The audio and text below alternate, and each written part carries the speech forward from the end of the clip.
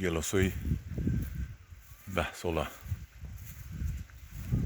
اکنون مرد شدن میبندن. همین سال تا گوشوشا بستگی بود، لیکن از سبب برف 12 اپریل که در 20-30 ساله بار میبیه گلاسا خنک زد.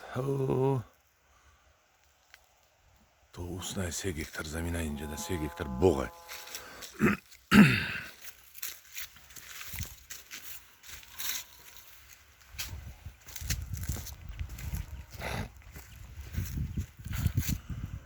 سه گکتر بوغ. درخت های علاقه 10 ساله. این طرفش سیبه گلاس قطی، این طرفش گلاس خولی بولوش. ای بود که اوسون با یک 15-20 متر دیگه زمینی ما ای بود که اوسون.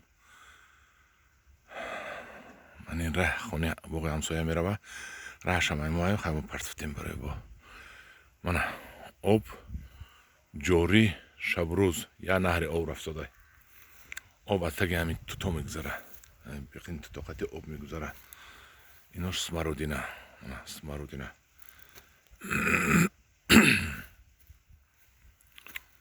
سمرودینه وای گلاس.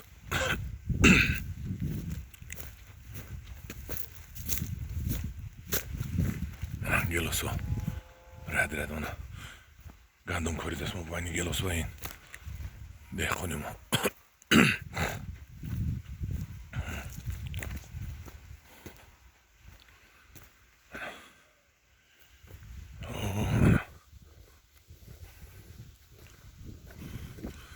اینجا زردوله دونش کردیم قلمچه کده میگیریم پیوان کده و فروش ببره.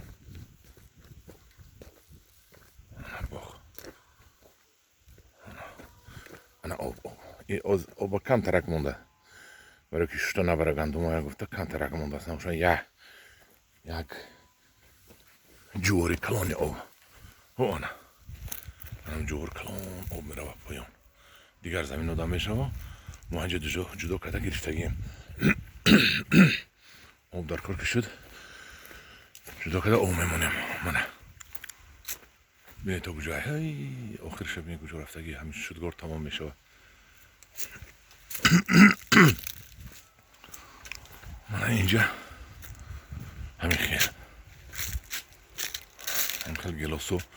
گلاسو مبایند آلوچه گلاس هم داریم و تا نه سیت که من اینجا تمام شد. من همین خیل باغ 3 گکتر باغ